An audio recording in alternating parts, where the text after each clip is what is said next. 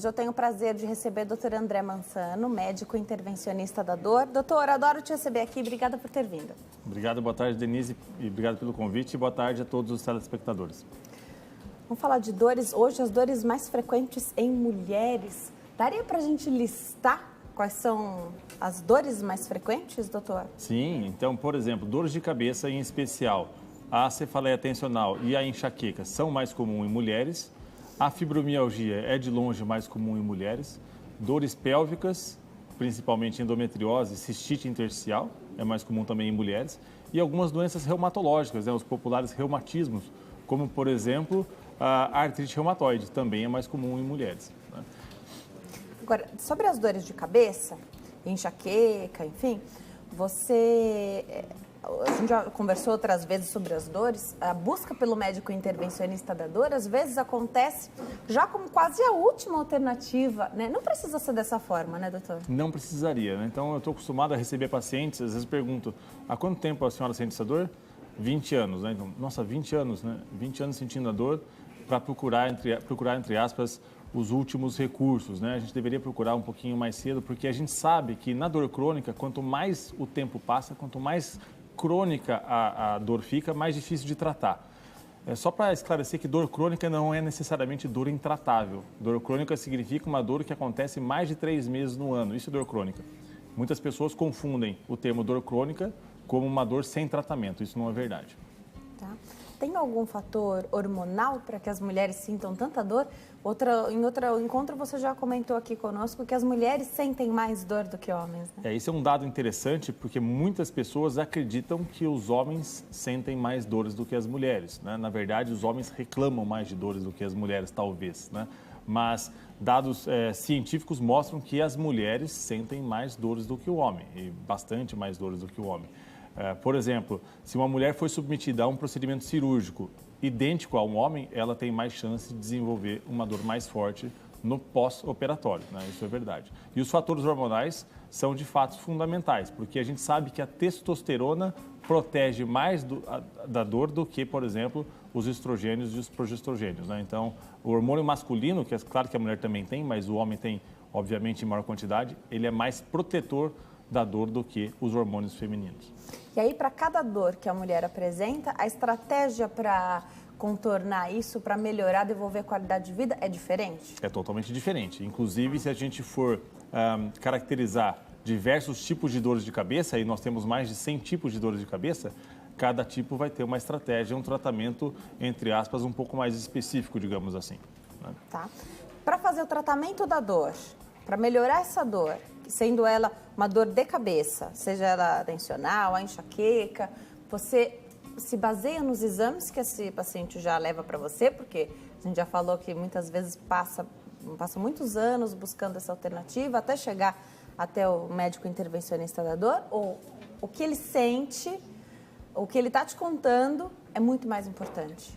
É muito mais importante. Então, o diagnóstico, que é a primeira parte importante da consulta, né, que é saber o que o paciente tem, para que isso norteie o tratamento, ele se baseia em alguns pilares. Um deles é a história clínica, né, o que o paciente sente e o que o paciente nos conta. Isso é o mais importante. O segundo é o exame físico. Então, muitas vezes, nós suspeitamos de um problema pelo que o paciente nos conta e nós confirmamos ou não através do exame físico. Em alguns casos, os exames que nós chamamos de complementares, e eles recebem esse nome porque eles são de fato complementares, eles podem servir para confirmar ou excluir alguma doença, né? Então, é muito comum o paciente chegar com uma sacola de exames que não nos ajuda, muitas vezes até atrapalha. Por quê? Porque se o paciente fizer uma ressonância, por exemplo, de alguma parte do corpo, é muito possível que tenha alguma alteração, mas não necessariamente aquela alteração é fonte de dor, né? Então, nem tudo que aparece no exame é fonte de dor, isso pode atrapalhar um pouquinho. Perfeito. Como é que faz para devolver qualidade de vida para quem sente essas dores de cabeça tantos anos, tanto tempo? A pessoa chega desnorteada mesmo. É assim que eu recebo as mensagens aqui. A pessoa está cansada de sentir aquela dor, não consegue enxergar perspectiva. Abordagens como a toxina botulínica, por exemplo, pode ser uma alternativa? Pode ser. Existem estudos, principalmente para enxaqueca crônica refratária, de aplicação de toxina botulínica em diversos pontos musculares. Isso diminuiria a incidência de crise de enxaqueca. Isso não vai, de certa forma, tirar toda a dor de cabeça do paciente, né? Mas em dor crônica, o tratamento multidisciplinar é muito importante, né? Então, se a gente usar, por exemplo, a enxaqueca como exemplo, a enxaqueca a gente sabe que tem diversos desencadeantes, né? Então, por exemplo, o estresse é um deles, noites mal dormidas é outro, tabagismo, alcoolismo, sedentarismo, a ingesta de certos alimentos, e aí cada paciente vai ter o seu alimento causador, às vezes é vinho, às vezes é queijo, às vezes é chocolate, às vezes é o glutamato que tem naqueles temperos prontos, né? Então, só de olhar esses desencadeadores, a gente percebe que o paciente deve ser abordado de forma multidisciplinar, né? Isso é muito importante. Que equipe seria essa? Cada paciente ele vai precisar mais de um profissional do que de outro, né? Então, tem pacientes que precisam muito mais do médico do que, por exemplo, de um psicólogo, né? E quando eu falo psicólogo e o paciente não gosta quando eu falo isso, por quê? Porque ele imagina que eu estou acreditando que a dor venha da cabeça dele. Isso não é verdade, né? Isso acontece que o estresse, ele predispõe à dor crônica, ele sensibiliza as vias da dor. Tem um estudo muito interessante que eu gosto de mostrar para os meus pacientes que não acreditam muito em psicologia, né? Que é um estudo muito simples, na verdade, onde os pesquisadores recrutaram alguns pacientes com dores musculares, né? Com dores do trapézio, que é um músculo bem grande aqui da região cervical, que vai até o tórax, e ele colocou uma agulha especial naquele músculo e ele mediu a intensidade da corrente elétrica daquele músculo, não só do músculo doloroso, como de um músculo que não estava doendo. E o que ele percebeu de cara é que a atividade elétrica daquele músculo doloroso já era o dobro da atividade elétrica do músculo não doloroso, tá? E aí ele simulou um estresse. Ele pediu para esses pacientes contarem de 100 até 0, eu acho que até já contei esse estudo aqui, pulando de 7 em 7, né? Que gera um estresse. Que gera um estressinho, vamos dizer assim, né? E ele percebeu que a atividade do músculo doloroso, que já era o dobro, duplicou, ficou 4 vezes maior, né? Então, assim, é inegável que o estresse sensibiliza as vias da dor. E o que a gente percebe é que os pacientes que fazem, muitos deles que fazem terapia, têm mais sucesso num tratamento que eles acreditam que, na verdade, o tratamento médico é que resolveu tudo, quando, na verdade, foi um conjunto das coisas, né? E aí você precisa ter um enfoque nessa abordagem, então, com a terapia, lá com o psicólogo, ter o enfoque para esse manejo do estresse, então. Isso, exatamente. Então, muita gente já deve fazer, por exemplo, o acompanhamento com o psicólogo, mas você tem que dar o enfoque para o estresse. Para o estresse, Joia. Você falou de alimentos, né? Tem gente que procura, porque, olha, chocolate, por exemplo, a pessoa adora chocolate, só que ela desencadeia aí nela a enxaqueca, né? Dá aquela crise, uma coisa mais forte. Não abrir mão do alimento que faz mal e continuar o tratamento, tudo bem? Não tudo bem, né? Eu acho assim, é claro que... Por exemplo, se nós pegarmos uma pessoa que tem alergia a camarão, ela não vai comer camarão em hipótese alguma. Por quê? Porque aquilo ameaça a vida dela. Então, ela não vai pensar 2 vezes, ela não vai comer camarão, né? Então, a pessoa acaba barganhando, né? Eu vou comer chocolate, mas eu vou ter dor de cabeça. E muitas vezes, nós cedemos a prazeres momentâneos e negligenciamos alguns problemas futuros, né? Então, a pessoa acaba, entre aspas, sendo inconsequente, fala, vou comer agora, tá gostoso, mas depois vai sofrer as consequências, né? E depois talvez esquece até da crise e eventualmente come novamente. Mas, obviamente, se o paciente tem uma enxaqueca desencadeada por chocolate ou por outro qualquer alimento, o objetivo é evitar aquele alimento, né? Porque já tem outros fatores que vão ser gatilho ali também, né? Você tira aquele que você pode controlar, né?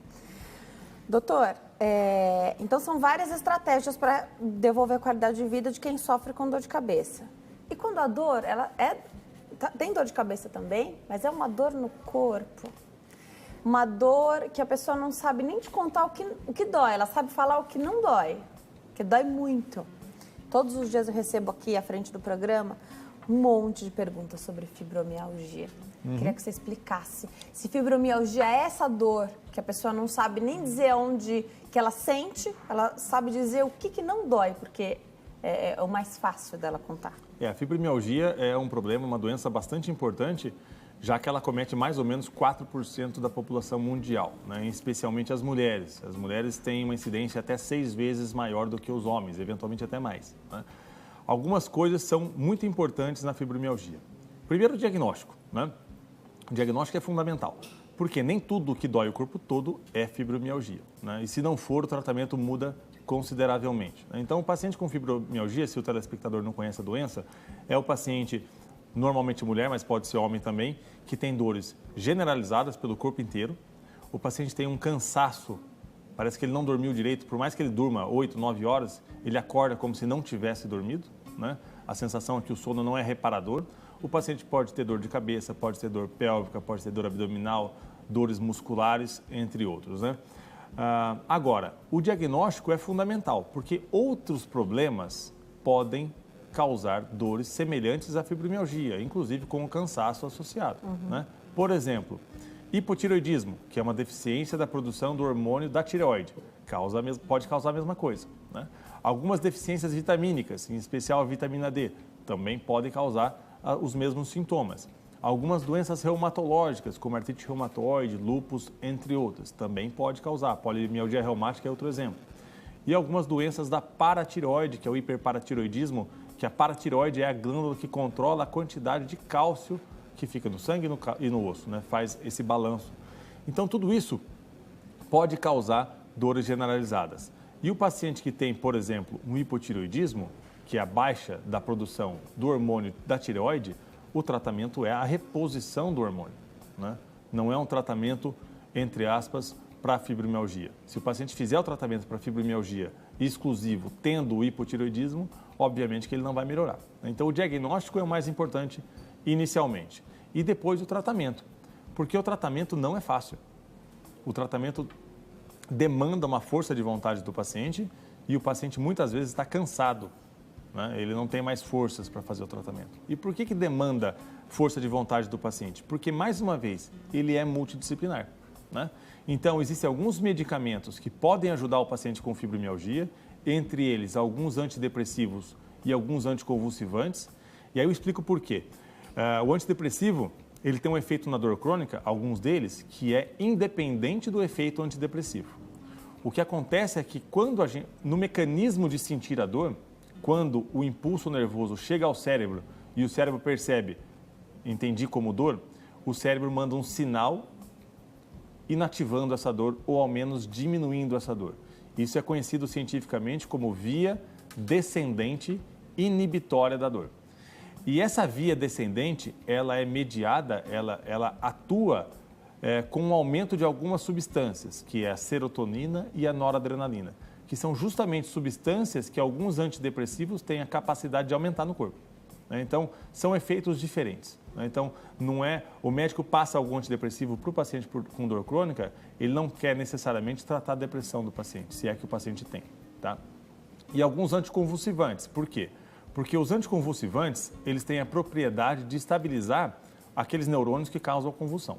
E alguns deles também têm a propriedade de estabilizar alguns neurônios que carregam informações de dor.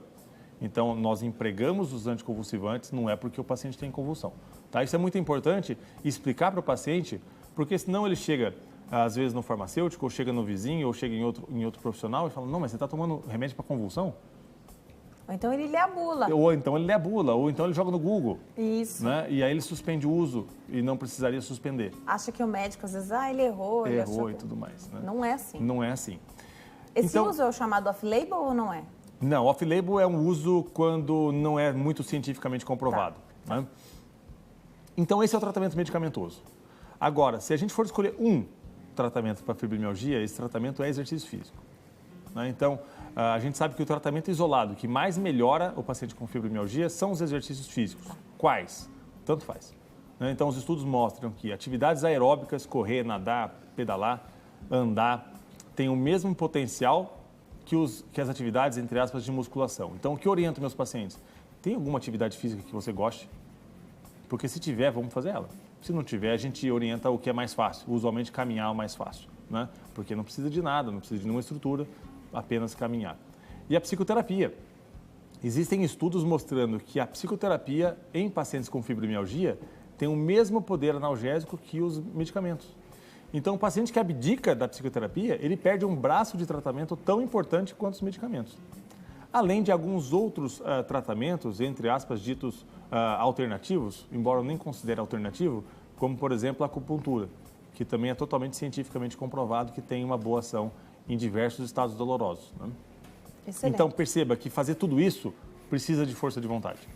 E a dor, ela paralisa a pessoa, né? Então, você falou de fazer atividade física, eu fiquei imaginando, a pessoa, às vezes, a desculpa que ela vai te dar é que a dor é tanta que ela não consegue fazer atividade física. Exato. Mas se movimentar, vai ser o remédio, vai ser um remédio para ela. Vai ser um remédio, o mais importante e o com menos efeito colateral. Tá, então, essa disposição, disciplina para fazer tudo isso é para alcançar o objetivo que é ficar livre de dor ou amenizar essa dor? Muitas vezes livre de dor. O que a gente percebe na prática clínica é que aqueles pacientes que fazem o tratamento completo, eles de fato melhoram bastante. E aqueles pacientes que não fazem, eles vão de médico em médico. Né? Então, é muito comum, né? A média é que o paciente me procure depois de 10 médicos. Né? E eu explico para o paciente, se você não fizer isso... Depois de 10? 10 médicos. E se você não fizer o tratamento completo, eu vou ser apenas mais um médico na sua vida. Daqui a pouco você está no 11º. Né? Então é importante situar o paciente dentro da realidade da doença, que o paciente precisa primeiro entender a doença, provavelmente ele passe por uma fase de negação no momento do diagnóstico, que é normal, e depois ele aceite e busque o tratamento. Esse é o objetivo. Tá. Então, você contou aqui pra gente até de casos em que o hipotiroidismo, por exemplo, estaria dando esses efeitos e causando a dor. Sim. Fazer esse diagnóstico, enxergar se tem algo causando isso ou se a dor é que é o problema, é fundamental. É fundamental. Tá. Porque a gente costuma falar que a dor é o sinal de que algo não está dando certo no organismo, mas a dor pode ser o único problema daquele organismo. Pode ser o único problema do organismo, sim. Excelente. Por isso que a gente não pode, eu sempre falo quando o doutor está aqui, não pode acostumar, né, doutor? Infelizmente, ainda tem gente que fala que sentir dor é normal. Não é. Não pode, não precisa. Diminuir a qualidade de vida, né? É motivo de afastamento, muitas vezes, doutor? A pessoa Muitas. chega, te procura porque está afastado do trabalho, não consegue recolocação, e a pessoa sofre, né? A gente quer ser ativo, vive mais e quer viver bem, né? Uhum. Muitas vezes é causa de afastamento. É causa de afastamento e a dor crônica é a principal causa do que a gente chama de presenteísmo, que é a pessoa que não está afastada, vai trabalhar e não produz. Não consegue trabalhar. Ela está lá de corpo presente, mas não consegue trabalhar. Né? Ou não produz, ou a produtividade está extremamente prejudicada por conta da dor crônica. Você falou do sono ruim. O sono ruim piora a dor ou a dor faz com que a pessoa tenha um sono ruim? Ambos. Então, é um ciclo vicioso. Né? Então, os estudos são muito taxativos em afirmar que, por exemplo, no paciente com fibromialgia, uma noite mal dormida aumenta a chance de um dia seguinte mais doloroso. E, ao mesmo tempo, um dia doloroso aumenta a chance de uma noite seguinte mal dormida. Né? Então, precisa haver um sono mais, entre aspas, saudável para que o paciente tenha uma melhora clínica. Isso é verdade também para enxaqueca, por exemplo. Né? Perfeito. Você falou de depressão, e aqui eu não queria falar exatamente da depressão. Tem gente que sente mais dor, então qualquer coisa reclama de dor, tem gente que é mais resistente. O que a gente está falando aqui independe disso. Se a pessoa sente muita dor ou pouca dor, se ela está incomodada, ela vai buscar essa alternativa e ela vai receber uma resposta, é isso? É isso. É claro que cada paciente tem uma tolerância e o que a gente chama de limiar da dor, né? Então, tem pacientes que sentem menos dores mesmo. Então, tem vários estudos que mostram, por exemplo, que militares e atletas sentem menos dores do que a população que não é militar, entre aspas, civil, e aqueles pacientes que não são atletas. Né? Então, existe uma potencialização dos analgésicos, entre aspas, endógenos, naturais do próprio corpo, que induzidos pelo exercício, que levam o paciente a sentir menos dor. Né? Então, triatletas, por exemplo, você vê triatletas chegando cheio de lesão no pé, no dedo, né? E segue firme, né? Porque ele sente menos dor mesmo. Eu vou me preparar para dar um recadinho. Enquanto eu chego até lá, o doutor já começou a falar aqui, mas eu vou fazer a pergunta de novo para você que está em casa, ligou a televisão agora. Olha só, a Jurema pergunta. Ela quer saber se o nervoso faz a gente sentir dores de cabeça e no corpo. Doutor, enquanto eu caminho até lá, por favor. Tá bem, Jurema, faz sim, isso aí é inegável. Então, o estresse, né, que é aquilo que você chama como nervoso, ele sensibiliza as vias da dor por diversos mecanismos, né? E também a dor leva o paciente a ficar um pouquinho mais estressado e ter mais nervosismo. Então, perceba que é um ciclo vicioso e que nós temos que quebrar esse ciclo vicioso, né? E a gente faz isso com o uso de alguns medicamentos em algumas doenças e através de algumas terapias para diminuir o estresse do paciente. Doutor, os critérios para diagnosticar fibromialgia mudaram. Não faz tanto tempo assim, né? Queria que você comentasse um pouquinho conosco o que mudou. Se a dor é tão subjetiva, o paciente reclama dessa dor, como é? É uma linha muito tênue, né? É muito tênue. Então, o Colégio Americano de Reumatologia, em 1990, publicou, então, os primeiros critérios diagnósticos para fibromialgia. E eles eram pautados principalmente na palpação de alguns pontos no corpo, que a gente chama de tender points, né? Que são pontos dolorosos, né? Então, existem 18 pontos.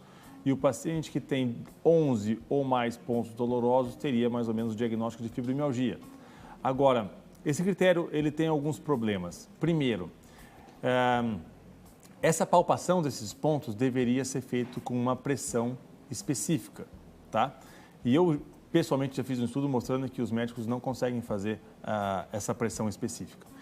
E essa palpação, ela mostra para o paciente, ou ela induz o paciente a pensar que o problema é no músculo dele, naquele ponto que está sendo palpado, quando na verdade não é, né? Já tem estudos, inclusive, com biópsia desses músculos, mostrando a perfeita normalidade, né? Então, a fibromialgia, embora a gente não conheça de fato o seu mecanismo exato, ela é, entre aspas, uma disfunção das vias que percebem a própria dor, né? Então, esse é um problema dos critérios diagnósticos de 1990. Em 2010, o mesmo Colégio Americano publicou os novos critérios diagnósticos que não buscam mais achar esses pontos dolorosos, né? Então, são critérios um pouquinho mais complexos, né? Precisa seguir uma lista para fazer esses critérios diagnósticos, que se baseiam principalmente no número de regiões que o paciente sente dor, reporta a dor, não que o médico palpa, tá bem? E na presença ou não de alguns outros sintomas, como insônia, dor de cabeça, sintomas abdominais, urinários, entre aspas, e na gravidade desses sintomas, tá?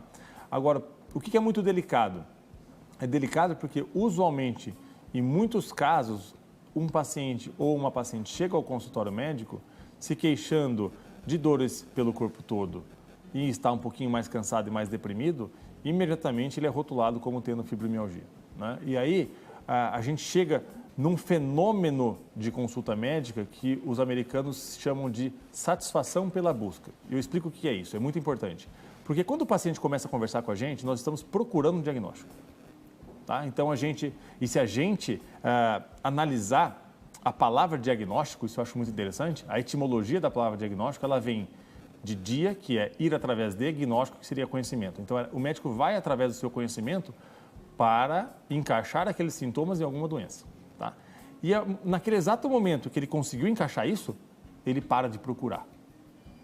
Então, se ele não acertou de primeira, muitas vezes ele não vai acertar mais, porque ele parou de procurar, né? Então, é muito perigoso quando o paciente chega, estou com dor generalizada, fibromialgia. Isso é muito perigoso, tá? E tem um estudo americano também muito interessante, mostrando que quase 75% dos pacientes com diagnóstico de fibromialgia lá nos Estados Unidos não completam os critérios diagnósticos novos, né? É importante dizer que os critérios novos, eles não vieram para substituir os antigos, tá? Então, tem gente que usa os antigos e tem gente que usa os novos, né? Então, esse é o cenário do diagnóstico da fibromialgia no mundo atualmente. Eu comentei com o doutor aqui durante o intervalo, à frente do consulta eu recebo várias mensagens, muitas, todos os dias, sobre a fibromialgia, mesmo quando a gente não vai tratar sobre esse tema aqui. E aí eu guardo essas informações aí para quando tem uma oportunidade, então, de ajudar você que nos assiste todo dia, confia aqui no Consulta ao Doutor, né? Vale a pena passar por, mesmo tendo o diagnóstico, né, às vezes de anos atrás, décadas atrás, de fibromialgia, vale a pena reavaliar de quanto em quanto tempo, como é isso, já que pode ser falho esse processo de diagnóstico? A reavaliação é feita à medida que o tratamento não funciona. Então, se o tratamento não funcionou, eu acho que é sempre hora de reavaliar o diagnóstico, porque uma das grandes causas de falha terapêutica, de falha de tratamento, é a gente estar tratando a doença errada, né? Isso pode acontecer, né? E eu tenho certeza, é óbvio que não tem dados a respeito disso, mas eu tenho certeza que médicas reavaliam muito mais os seus diagnósticos do que homens, do que médicos, porque o homem, usualmente, ele não admite estar errado. Isso é biológico, sei lá de onde vem isso, mas acontece. Perfeito. E se as dores persistem? Se você está acompanhado por um médico que acha que ter dor é uma coisa normal, você não busca essa reavaliação, porque aí parece que não está errado, né? Parece que está dando certo, porque é para ter dor, então não é. Agora, tem estratégias para fibromialgia? Você pega os pontos que a pessoa sente mais dor para tentar diminuir? Como é isso? Já que é uma dor tão generalizada. Não tem uma estratégia, entre aspas, localizada para fibromialgia. O tratamento é totalmente global. Né? A gente trata o que nós chamamos de sensibilização central, que é justamente essa disfunção das vias que percebem a dor. Né? Tá. Tem pergunta aqui, a telespectadora foi submetida a uma cirurgia para retirada do útero. Pergunta se é normal sentir dores depois. Não, nunca é normal sentir dor pós-operatória, mesmo que isso possa ser frequente. Né? Então, se a gente usar o termo normal como sinônimo de frequente, a resposta pode ser sim. Mas não é normal. E aí é importante, mais uma vez batendo na mesma tecla, o diagnóstico. Né? Então, por exemplo, um trauma cirúrgico, obviamente, tem potencial de gerar dor crônica, né? A lesão nos tecidos internos da região pélvica. Mas outros problemas, às vezes mais simples, podem ser responsáveis por essa dor. Por exemplo, um problema na musculatura do assoalho pélvico. Né? Então, alguns pontos podem estar contraturados e a musculatura do assoalho pélvico é extremamente complexa também, e isso pode estar perpetuando, pode estar gerando esse quadro de dor pélvica crônica. Doutor, é importante para quem está em casa, sente essas dores, tentar entender de onde vêm essas dores, porque às vezes você chega até no pronto-socorro, né? E o médico te pergunta, vai te atender, o que dói? Parece que é difícil saber o que dói. A gente já sabe que está sentindo a dor, né? Mais ou menos a região, você fala, mas não dá para... Você não sabe dizer o que está doendo. O paciente que sente essa dor crônica, então por mais tempo, ele sabe de onde vem? Não sabe. Não sabe. Isso é evolutivo, né? Se a gente for interpretar a função biológica da dor, a gente consegue entender isso. Então, por exemplo, a função biológica da dor é o cérebro informar o paciente, ou a pessoa, o indivíduo, o organismo, que algo está ameaçando ele. Né? Então, por exemplo, exemplo clássico, fogo na mão. Né? Então, o paciente queima a mão, imediatamente ele tira a mão do fogo. Então, o cérebro mandou uma informação, na verdade, essa informação vem antes, vem até da medula, para, tá doendo, tira a mão daí. Tá? Então, quando a gente fala de pele, é muito preciso. Então, quando o paciente tem uma dor na pele, o paciente sabe exatamente de onde vem. Né? Agora, quando ele tem uma dor de um órgão abdominal ou de um órgão pélvico, essa informação é muito imprecisa. Até porque, se ele tiver, por exemplo, uma dor no pâncreas, não há um comportamento protetor que ele possa adotar.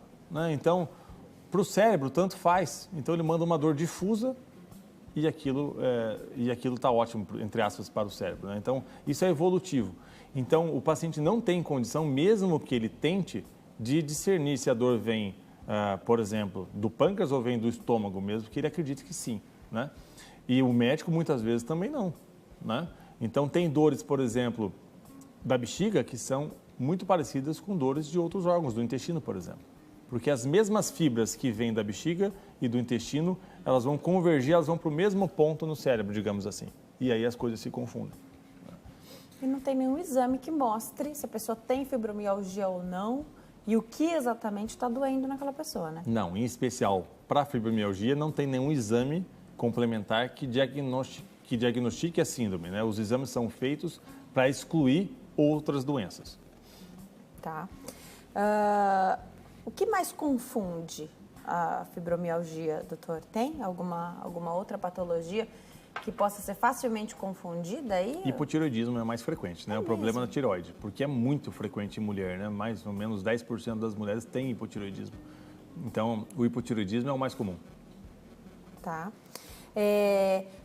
Fazendo o diagnóstico, começando a fazer esse tratamento, então, com atividade física, esse trabalho todo multidisciplinar que você falou aqui pra gente, a pessoa sente uma melhora em quanto tempo? Essa pergunta é ótima, todo mundo faz e ela é fundamental. A verdade é que não tem um tempo para isso. Né? A gente costuma ver uma melhora no primeiro mês, né? Uma melhora pelo menos parcial no primeiro mês de tratamento. pergunta que chegou aqui. O que é nevralgia, doutor? Nevralgia, essa pergunta é muito boa. Então, nevralgia é uma dor originada dos nervos, né? Então, é o que nós chamamos de dor neuropática, que pela classificação da Sociedade Internacional para o Estudo da Dor, é uma dor causada por uma disfunção direta no nervo. Então, o mais emblemático seria a neuralgia do trigêmeo, né? Então, o nervo trigêmeo é o nervo que é responsável pela sensibilidade da face, né? E tem pacientes que têm a neuralgia do trigêmeo, que eu costumo dizer que é a pior dor que o ser humano é capaz de experimentar, onde ele apresenta dores do tipo choque, lancinantes, em uma ou mais regiões da face. Então, nevralgia ou neuralgia é um problema originado diretamente do nervo. Excelente, você falou dessa dor aí, as pessoas descrevem como uma das piores dores, né? Que alguém pode ter essa dor na face. É uma das piores dores. E tem tratamento, né? Você falou da acupuntura, né? É uma especialidade médica e tanta gente hoje negligencia essa busca pela acupuntura muitas vezes, né? Fazendo um acompanhamento, estando ali junto no trabalho multidisciplinar, você pode, para uma pessoa, pode ser que seja, não, esse tratamento deu certo para mim. Então, desde que eu comecei a fazer acupuntura, melhorou, foi o que deu o melhor resultado. Pode ser? Pode ser, isso é frequente. Na verdade, até por sermos ocidentais, né, a gente acaba não conseguindo compreender as técnicas orientais, né? Se a gente perceber que tem relatos, vídeos, eu já vi vídeos de pacientes sendo submetidos a cirurgias cardíacas com, entre aspas, anestesia por acupuntura, né? Cirurgias cervicais com anestesia com acupuntura, né? Então, assim, existe um fundamento científico para isso, mesmo que nós ocidentais não compreendamos de forma completa, digamos assim, né? Mas isso é muito frequente, o paciente que melhora muito com a acupuntura. Tá. Doutor, você falou que as pessoas te buscam, às vezes, passaram por 10 médicos, chegaram até você.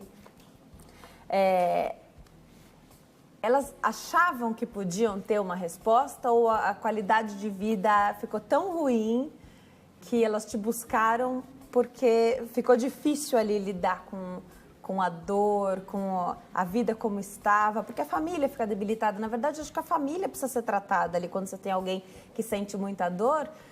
É fácil alguém que não conhece negligenciar essa dor, achar que é frescura. Eu acredito que os pacientes devam contar isso, né? Olha, Sim. Eu sinto a dor, mas minha família mesmo não acredita. E tantos médicos já passaram ali que a família acaba ganhando força nesse pensamento, né?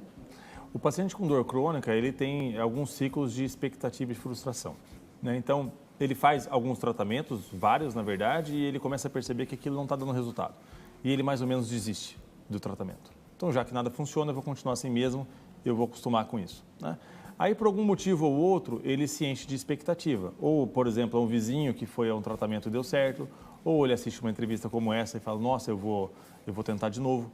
E aí, a expectativa dele aumenta. Ele acaba ficando cego para qualquer possibilidade de fracasso e ele vai ao médico, né?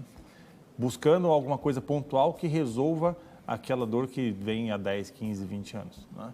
E se em alguns dias, algumas semanas, o tratamento não deu certo, ele volta para aquela frustração, né, e abandona o tratamento. Muitas vezes acontece isso. Então, tem esses ciclos de expectativa e frustração. Precisa ter disciplina. Precisa ter disciplina. Precisa ter disciplina para fazer esse tratamento multidisciplinar, que às vezes você vai no médico, o espaço é maior, mas na terapia você vai ter que ir uma vez por semana, às vezes mais, né? Para fazer acupuntura, também.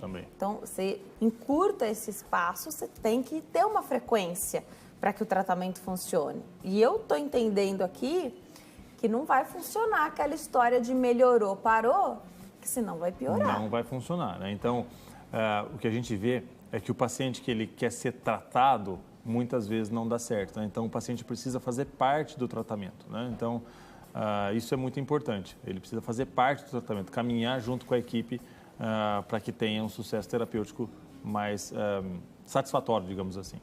Tá? Então, precisa encaixar na rotina, mesmo que a rotina seja muito estressante, a atividade física que vai dar o resultado e todo o trabalho multidisciplinar. Os telespectadores estão aproveitando o gancho aqui que eu falei da família, para dizer que a família deveria conhecer melhor a doença, né? Os problemas que causam dores. Você acha que é importante quem mora ali, as pessoas mais próximas, se é o marido, então a esposa acompanha, o filho, a filha, ou mesmo os pais, para essa consulta com o médico da dor, o médico que vai dar a importância para a dor que a pessoa está sentindo?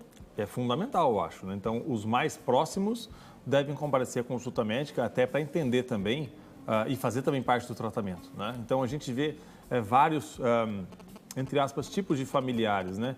Existem alguns que são bastante virtuosos, digamos assim, outros nem tanto, né? Então, tem familiar que se afasta e não ajuda porque, de fato, ele não consegue mais ajudar, né? Então, não tem o que ele faça que resolva, então ele também já desiste. E tem, claro, a gente sabe que tem familiar que sequer está se importando com aquele quadro, né? Então, eu acho que é muito interessante e a gente percebe claramente na consulta quando o familiar está, de fato, interessado na melhora daquele paciente, né?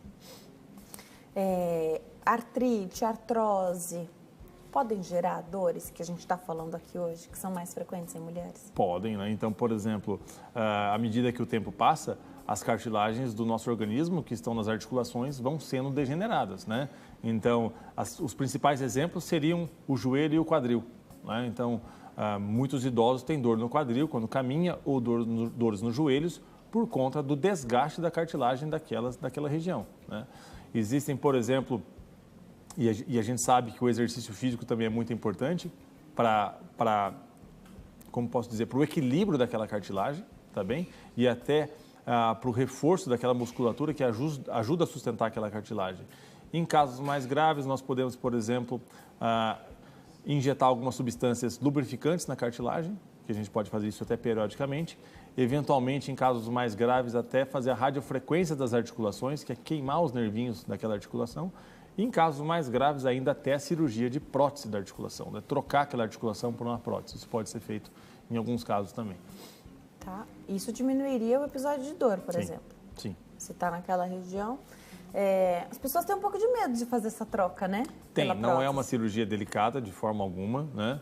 Então, ainda mais se a gente for pensar que a população que estaria sujeita a essa cirurgia já é uma população um pouquinho mais idosa, a gente tem sempre mais receio de cirurgias nessa faixa etária, né? Mas cada vez surgem mais tratamentos, entre aspas, minimamente invasivos, que podem, então, ajudar a controlar as dores desses pacientes.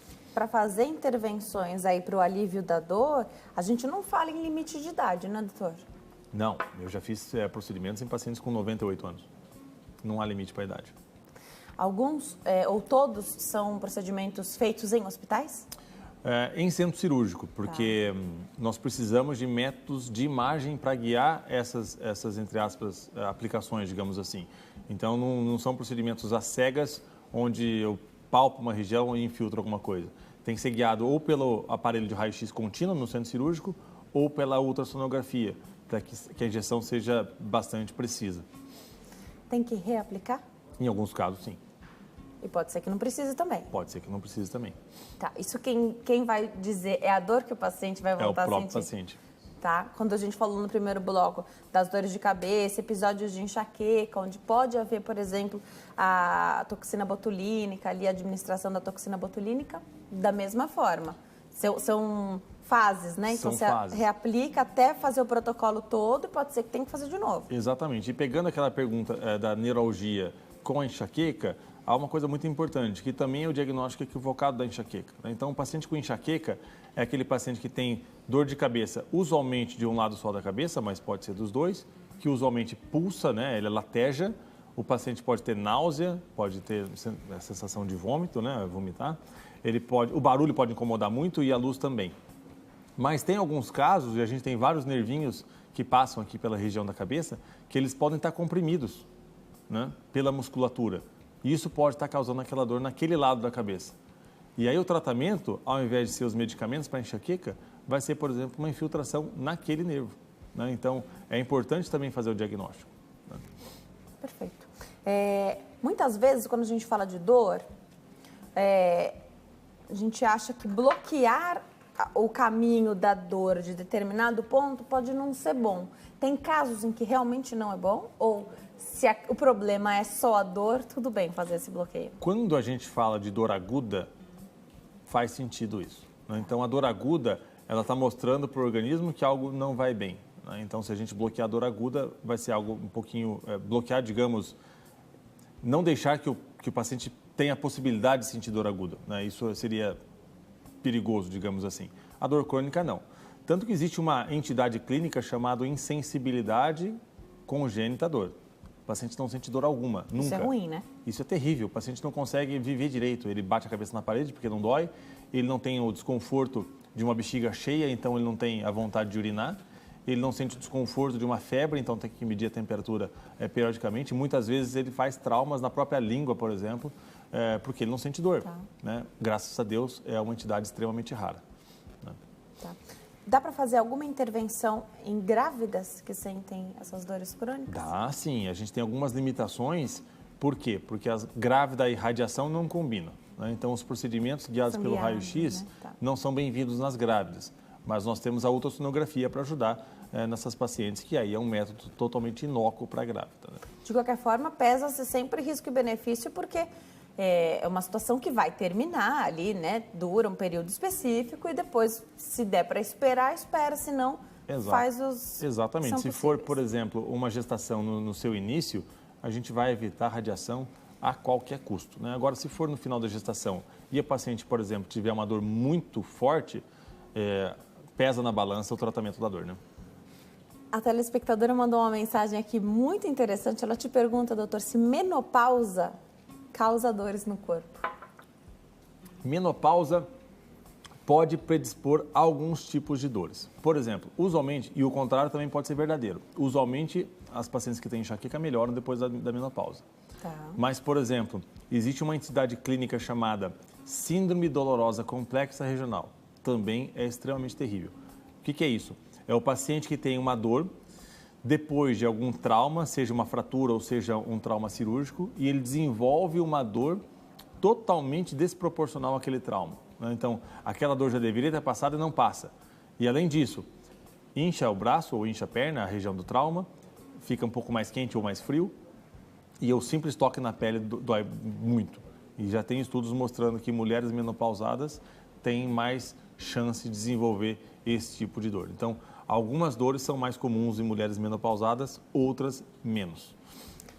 Trata crianças que sentem dor? Sim, sim. E aí a gente entra numa questão que seria a avaliação da dor, que é muito mais difícil em crianças bem pequenas, né? Porque a criança não tem a capacidade de expressar de forma precisa os seus sintomas, né?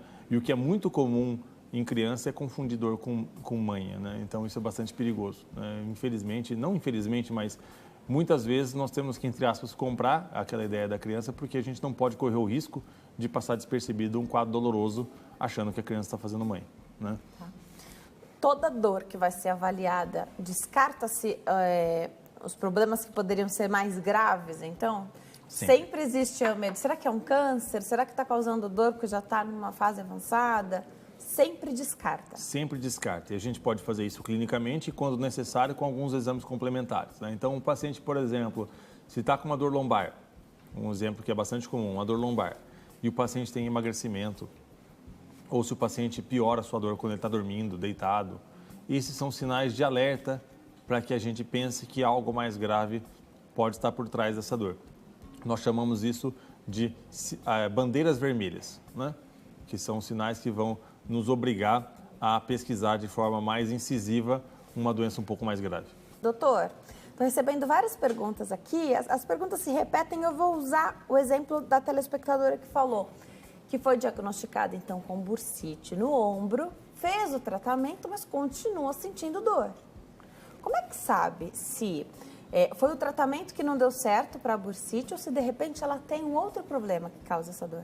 Exame clínico, né? Então a bursite, que é uma, entre aspas, uma almofadinha que fica na inserção de um tendão no ombro, tem várias na verdade, ela quando está inflamada causa bastante dor mesmo.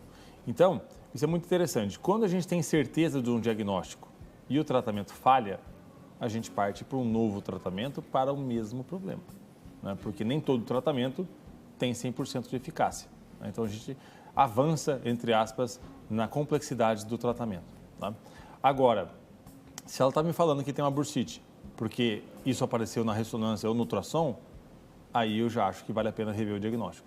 porque muitas pacientes têm alteração na ressonância, na bursa, em algum tendão, e não tem dor vinda dali. Né? Então, aí eu acho que vale a pena rever o diagnóstico, porque tem inúmeras fontes de dor no ombro. Não só bursite, como problema no tendão, como problema na própria articulação, como desgaste da cartilagem, e problemas musculares, quando não, problemas na articulação entre as vértebras da coluna cervical e, eventualmente, até hérnias de disco podem causar dores no ombro. Né? Então, a gama de possibilidades diagnósticas é bastante grande.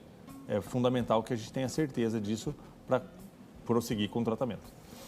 Por isso que, às vezes, existe até uma frustração do paciente, que ele queria fazer uma ressonância magnética e o médico não pediu. Existe, isso não é muito comum. Hoje em dia, pede-se mesmo, pede-se mais do que necessário. Tá. Mas isso pode acontecer também. Tá, né? porque clinicamente já viu, decidiu, tá tudo certo. Não precisou do exame para complementar o que o médico estava enxergando. Agora, você falou de prosseguir ali, aumentar a complexidade do tratamento. Para isso, você precisa que o paciente volte? Sim. Porque se ele não voltar e só falar que não deu certo o tratamento, não adianta. Isso, o paciente precisa voltar. Né? Então, o paciente que fica pulando de médico em médico, ele tem menos chance de ter sucesso terapêutico. Por quê? Porque se eu faço um tratamento A para um paciente, esse paciente volta para mim, eu vou partir então para o tratamento B. Se o paciente vai para o outro médico... Vai tentar o A de novo. Ou o paciente não fala para o médico exatamente o que foi feito. Então, o médico não sabe que foi o A e faz o A de novo que não funciona. Isso pode acontecer. Né? Então, é fundamental que procure um médico de confiança e continue com aquele médico para que ele consiga, de fato, ajudar o paciente. Né? Nem sempre se acerta de primeiro. Tá. A telespectadora Mirtes diz que sente muita dor nos braços, te pergunta se pode ser fibromialgia. Ela é diabética. E que faz um questionamento aqui até sobre o tipo de remédio. Então, eu vou abordar vários aspectos da pergunta dela. Primeiro, automedicação atrapalha no tratamento da dor? Muito. Muito. Então, quanto mais a pessoa fica em casa esperando que aqueles analgésicos e anti-inflamatórios funcionem, aqueles que a pessoa já tem em casa, mais vai mascarando e atrapalhando essa busca. São alguns pontos importantes. A automedicação... O que acontece? Muitas vezes o paciente se automedica sem diagnóstico. Então, de cara, a gente já pode imaginar que possa ter um diagnóstico um pouco mais grave por trás disso. Uhum. Isso é fundamental que seja excluído para alguém bastante capacitado. Né? E a automedicação, ela protela um tratamento mais precoce. Né? Então, a gente sabe que quanto mais o tempo passa, mais difícil de tratar a dor. Né? Então, tem que ser tratado de forma correta desde o começo. Ela conta que é diabética. Os diabéticos sofrem mais com dor ou ao contrário? Sim, porque existe a neuropatia diabética, que é um problema nos nervos causado pelo próprio aumento do açúcar no sangue. Né? Na grande maioria dos casos, o paciente tem dor nos pés e nas pernas, mas ele pode ter dor nos braços e nas mãos também, em outras regiões do corpo. Então, a neuropatia diabética é uma das grandes causas de dor no paciente diabético. Até 30 a 35% dos pacientes com diabetes vão desenvolver neuropatia diabética dolorosa. Né? Então, é bastante gente. Tá. Ela questiona aqui sobre a dor nos braços, que ela sente para estar dentro da fibromialgia, ela precisa preencher uma série de pré-requisitos. Então, tem que ser avaliado. Outros critérios diagnósticos, a dor não é só no braço, a dor é mais generalizada. O paciente pode ter outros sintomas, como disfunções intestinais, urinárias, insônia, eventualmente depressão. São outros, um conjunto de sintomas que vai definir o diagnóstico. Outra telespectadora mandou a pergunta aqui, falou que sente muita dor na bexiga, ao urinar. Primeira coisa que a gente pensa do trato urinário é uma infecção urinária. Se ela já foi atrás e realmente ela não teve esse diagnóstico, pode realmente ser uma dor na bexiga e ter que tratar isso? Sim, pode. Então, quando o paciente fala e pergunta que tem uma dor na bexiga e não sabe o que fazer, a gente acaba acreditando que já foi afastado um quadro de infecção urinária. Se não foi afastado, é importante que se faça um exame de urina para saber se tem infecção ou não, que é uma das causas mais comuns de dor ao urinar. Né? Agora, a gente tem desde doenças graves, como câncer de bexiga, causando isso, como doenças que não têm causa, que é, por exemplo, a cistite intersticial. Isso é bastante frequente em mulher, que é a paciente que tem uma dor, entre aspas, na bexiga, que não tem causa nenhuma, o paciente faz todos os exames, inclusive cistoscopia, que é um exame, que é uma endoscopia da bexiga, e aquilo é praticamente normal. Né? Existe, por exemplo, um procedimento em casos mais graves, onde a gente pode infiltrar uma substância anestésica em uma estrutura chamada plexo hipogástrico superior, que é a estrutura que inerva a região da bexiga. Então, em casos mais graves, a gente, entre aspas, apela até para esse tipo de procedimento, né? Mas os medicamentos também são bastante efetivos em tratar esse tipo de dor, né? Nós já conversamos certa vez sobre as dores provenientes do câncer, né? O tratamento contra o câncer, que debilita muitas vezes a quimioterapia, a radioterapia, que podem debilitar esse paciente, pode favorecer com que essa pessoa tenha dores? Sim, sim. Existem, por exemplo, o que nós chamamos de neuropatia induzida pelos quimioterápicos, né? O quimioterápico não, entre aspas, destrói apenas a célula cancerígena, mas ele pode também atrapalhar a função dos nervos, né? Então, cada quimioterápico tem mais ou menos chance de causar esse tipo de problema. Então, a dor no paciente com câncer pode ser decorrente do próprio câncer, pode ser decorrente do tratamento do câncer, como, por exemplo, a radioterapia, a quimioterapia ou, eventualmente, os tratamentos cirúrgicos decorrentes. E a dor pode não ter nada a ver com o câncer, né? Então, o paciente com câncer, por exemplo, de intestino, por exemplo, nada impede, por exemplo, que ele tenha uma hernia de disco, né? Uma dor que não tem nada a ver com o câncer propriamente dito. Dá para tratar mesmo durante o tratamento contra o câncer? Deve. Tá. E essa dor pode permanecer depois do tratamento, doutor? Então, se o quimioterápico favorece a dor, pode ficar um efeito colateral aí? Pode sim. Até 30% dos pacientes que sobrevivem ao câncer continuam com dor crônica, né? Não necessariamente intensas, mas muitos deles têm dor crônica. E tem tratamento? E tem tratamento. Joia. Eu recebi pelo menos umas 5 perguntas aqui sobre dores nos ossos e nas juntas. Tem algo que possa favorecer essas dores? São mulheres que perguntaram. As dores nas juntas, o mais frequente é a artrose mesmo, é o desgaste, entre aspas, esperado pela idade. Agora, existem algumas doenças autoimunes. O que é autoimune? É o sistema imunológico, o sistema de defesa do organismo, interpretando equivocadamente aquela articulação como uma ameaça. Então, o próprio sistema imunológico da pessoa ataca aquelas células daquela articulação, né? Então, por exemplo, a artrite reumatoide pode causar isso, lúpus eritematoso sistêmico, doença de Sjögren, entre outras. Essas são as doenças conhecidas popularmente como reumatismos, né? Tá. Então, elas podem provocar aí dores, mas faz o tratamento. O próprio uso de corticoides, por exemplo, pode atrapalhar? Pode ter mais dor ou não? Pode. Na verdade, o corticoide, o uso crônico de corticoide, ele predispõe, por exemplo, à osteoporose. E a osteoporose pode, inclusive, causar um achatamento na vértebra, o que a gente chama de fratura patológica, né? Que é uma fratura causada pela diminuição da densidade do osso.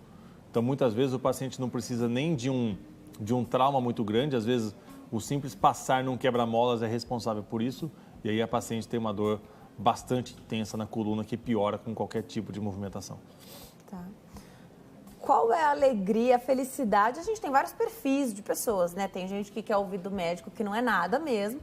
E tem gente que quer ter o seu relato valorizado, né? Então, a pessoa que quer uma alternativa, ela quer a busca ali da qualidade de vida. Qual é a alegria do paciente que chega até você e, de repente, te conta, olha, a primeira vez em 20 anos que alguém está me perguntando mais sobre a minha dor e não dizendo que é normal ou que eu teria que viver assim a vida inteira? São duas coisas que a gente percebe que o paciente fica bastante satisfeito. Primeiro é, de fato, ouvi-lo, né? Porque existe até um ditado que toda dor pode ser suportada desde que tenha uma história por trás dela. Então, há uma história por trás da dor, é preciso que seja ouvida. E uma coisa que o paciente quer muito é saber que o médico não vai desistir dele, né? Então, é uma coisa que eu deixo bem claro para o meu paciente. Você pode desistir de mim, eu não vou desistir de você, né? Enquanto você quiser, eu estou aqui. E isso é muito importante. Legal, né? Legal. A Selma Fontoura pede para que eu te pergunte qual é o especialista que deve acompanhar o paciente com fibromialgia, se seria o reumatologista, e que eu engato outra pergunta. Pode fazer parte de um tratamento multidisciplinar? Então, você está com o reumatologista, você está fazendo o seu acompanhamento, sua atividade física, você está com um médico especialista em dor? Sim.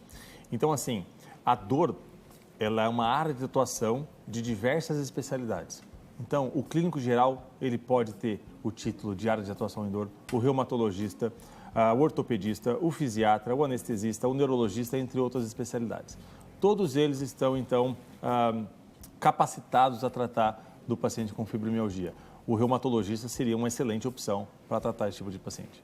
Excelente, perfeito.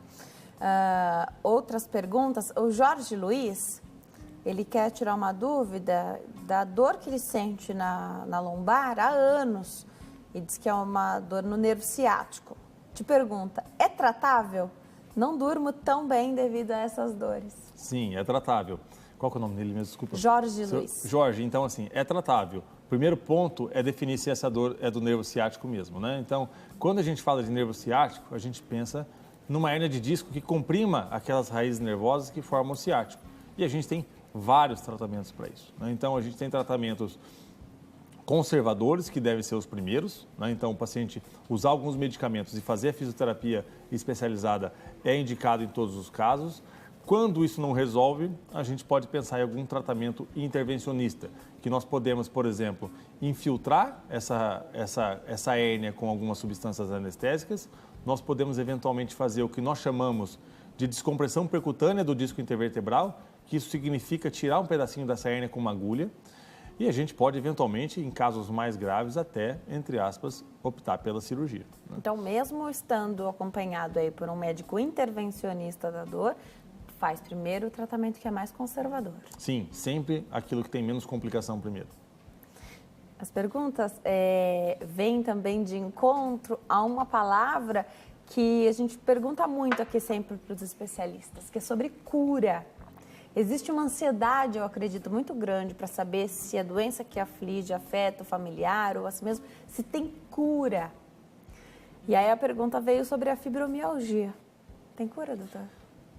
Vamos conceituar cura primeiro. Então, o que eu imagino que seja um paciente curado? O paciente curado é aquele paciente que parou o tratamento e não tem mais recidiva de sintomas ou da própria doença, né? Então, isso é a definição de cura.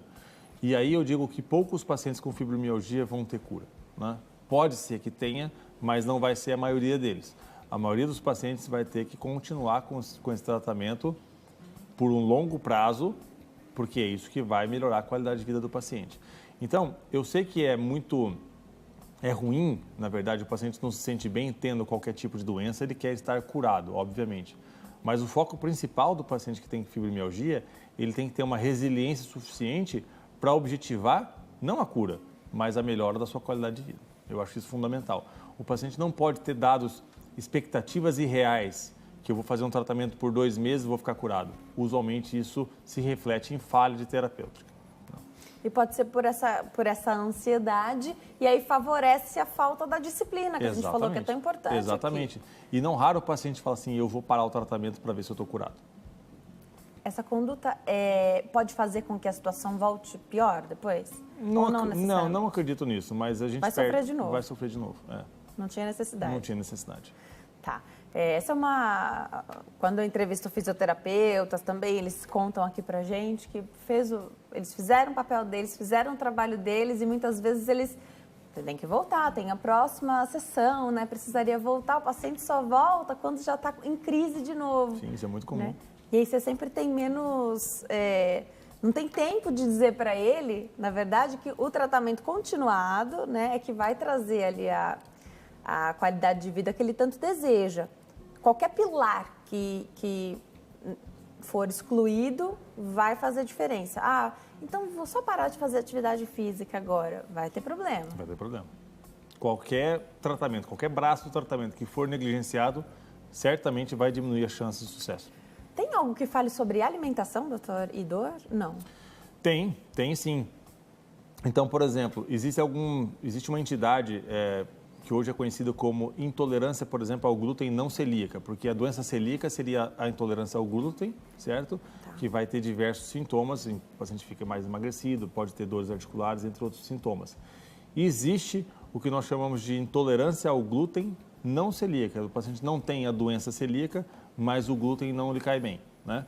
Então, existem alguns estudos em pacientes com dores generalizadas, que parte desses pacientes, não são todos, também parte desses pacientes que restringiram o glúten, tiveram melhora dos seus sintomas. Tá? Isso não quer dizer que todo paciente com fibromialgia, com dor generalizada, não possa comer glúten. Tá? São coisas diferentes. Ou, por exemplo, a enxaqueca que nós falamos anteriormente. Alguns alimentos podem precipitar as crises. Tá? Perfeito. É importante respeitar, né? Porque aí alguém vai te perguntar, mas você tem a doença celíaca para evitar o glúten? Né? Provavelmente não. Não é tão mas comum aí assim. Ajuda, né? Se esse for o fator que desencadeia. O telespectador pergunta aqui se gota causa dor. Sim, muito nas articulações. Gota é o nome popular, né? É o nome popular do acúmulo de ácido úrico nas articulações, né? Que acaba gerando uma inflamação e uma dor bastante importante, que usualmente melhora muito com o uso de anti-inflamatórios. Tá. A telespectadora aqui também levanta uma questão sobre o esporão, por exemplo, que é muito comum. Quando a gente fala de esporão, também recebo várias perguntas. E aí, o esporão faz com que, de repente, a postura não seja mais a correta, a pessoa começa a andar errado porque está sentindo a dor no pé. Isso pode gerar uma dor generalizada? Não acredito nisso. Generalizada, não. Né? O esporão, que, na verdade, o problema maior mesmo é a fascite plantar. A face plantar é uma estrutura, é como se fosse uma faixa que vai do calcanhar até os dedos, né? E ela sustenta todo o arco plantar, né? E naquela região onde ela se insere no calcanhar, onde há aquela tração, isso pode inflamar, né? Isso é muito mais comum do que o próprio esporão. E o paciente que tem, por exemplo, uma piora das dores nas primeiras pisadas pela manhã. Ele sai da cama, a hora que ele põe o pé no chão, aquilo é um inferno. E aí ele vai caminhando e aquilo vai melhorando aos poucos, né? E tem tratamentos altamente efetivos para esse tipo de problema. Tá. As pessoas estão adorando o programa, falando que as famílias devem assistir para saber mais sobre as dores, né? Uma vez você contou para a gente que a clínica, né? Então, você vai ouvir o relato do paciente, você pode chegar no diagnóstico numa consulta, você pode precisar de um exame complementar para fazer isso, mas você precisa ver esse paciente de quanto em quanto tempo. Você tendo passado para ele o que ele deve fazer, o trabalho com essa equipe multidisciplinar, você quer ver ele quando de novo? É muito particular isso, né? Varia demais de paciente para paciente. Então, se é um paciente, por exemplo, que eu faço uma intervenção, eu preciso ver esse paciente mais precocemente, né? Se é um paciente, por exemplo, que ele vai precisar muito mais de uma psicoterapia do que dos meus cuidados, eu vejo esse paciente mais espaçadamente, porque a psicóloga trabalha e o psicólogo trabalha muito perto da gente e conversa com a gente sempre a respeito do paciente, né? E, eventualmente, o próprio psicólogo fala, eu estou achando que é melhor ele passar com você porque ele não está mais tomando medicamento. Né? Então, é muito particular. Então, existe essa conversa. Tem que existir, tem que existir. Legal, legal. Até para você saber se de fato ele está fazendo esse tratamento ou se ele só está te contando o que está fazendo. Exatamente. Né? Se precisar fazer uma intervenção, você precisa de exames para saber se o diabetes está bom, se ele tem hipertensão? Muitas vezes, na maioria das vezes, não, né? A não ser que o paciente tenha algum sinal clínico que precise de algum exame. Então, quando a gente fala de intervenção, por exemplo, uma das preocupações é, por exemplo, um sangramento, né? Então, se o paciente não tem um histórico de sangramento, por exemplo, na gengiva, ou se ele fez tratamento de dente e nunca aconteceu nada, muito provavelmente esse paciente não tem um problema de coagulação, né? Então, a maior parte dos pacientes não precisa de exame. Tá, faz o acompanhamento. E aí, é um dia só? Vai embora no mesmo dia depois da intervenção? Vai embora no mesmo dia. E vida normal? Volta ao trabalho? Quem se ausentou somente para fazer essa intervenção? Porque tem gente que já está afastada do trabalho, né?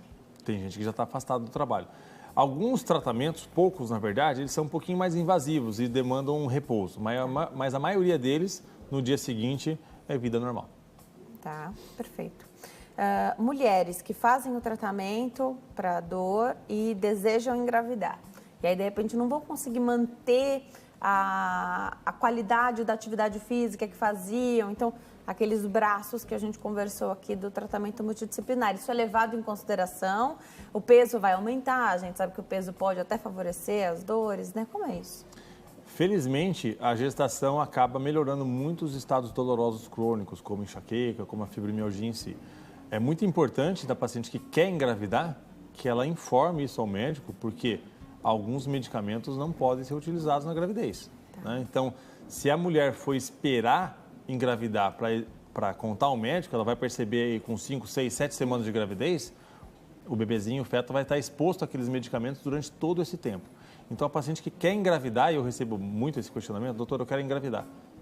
Então, a gente, muitas vezes, muda a estratégia de tratamento por conta disso. Talvez, por exemplo, faça uma intervenção um pouquinho mais precoce para aumentar a chance da paciente ficar sem medicamento. É uma estratégia interessante, né? Muitas vezes a gente não precisa fazer uma intervenção porque a paciente está bem com os medicamentos, mas se ela quer engravidar, a gente pode pensar em fazer justamente para tirar aqueles medicamentos. Então, a paciente precisa informar o médico quanto a isso. Tá, perfeito. Então, é importante contar isso ao médico para a melhor escolha dos remédios. Tem remédio que é compatível. Sim. Pode usar grávida, sim. Ao passo que tem outros que não poderiam estar sendo utilizados ali no momento em que ela engravida, né? Exatamente. Tá. Eu vou deixar os contatos do doutor, assim eu termino, vou até o finalzinho perguntando para ele. No Facebook você encontra Medicina da Dor, Facebook Medicina da Dor, você encontra a página do doutor e tem também o site drandremansano.com.br. A qualquer momento, o médico intervencionista da dor pode fazer essa busca, né? Mas hoje que a gente tem tanta informação, não precisa ficar sofrendo tantos anos, né, doutor? A gente deve tornar raros os relatos que contam com mais de 10, 20 anos de dor, né? Hoje não precisa disso. Não precisa disso. Não precisa. Doutor, obrigada por ter vindo. É sempre uma alegria te receber aqui. Volte sempre. Eu agradeço o convite e voltarei. Obrigada, viu, doutor? Bom fim de tarde.